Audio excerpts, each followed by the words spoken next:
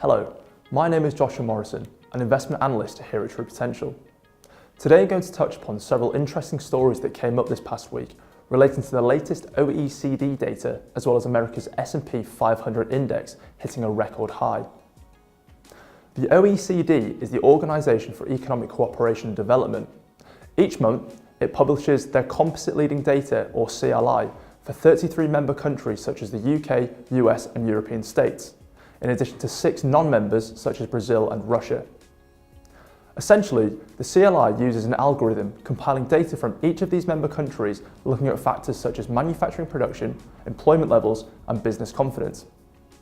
The latest data demonstrates that the overall global economy is showing signs of sensitivity, which is hardly surprising given the backdrop of pressures in Europe, ongoing US-China trade discussions and Brexit. However, in the midst of all this, there are several economies showing some strong signs of improvement. The chart on the screen shows that 35% of all OECD members and non-members have been reporting month-on-month improvements. To put this into context, this is the highest proportion since 2017, in which time results have been as low as 11%.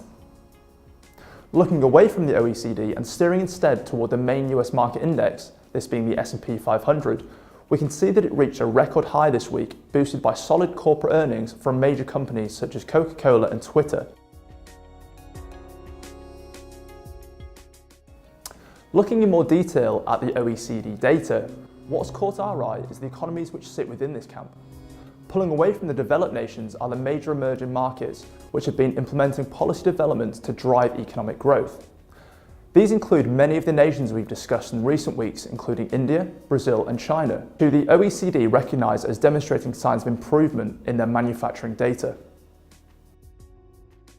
The recent success of the S&P 500 will be cheered by investors.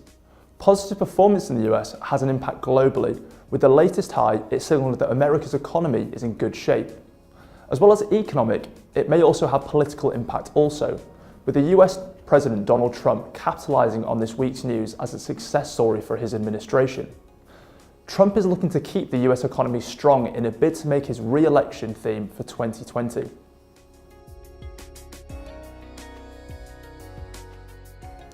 Whilst we see a rebound in the composite leading data, this barometer of global growth should keep investors' nerves quelled.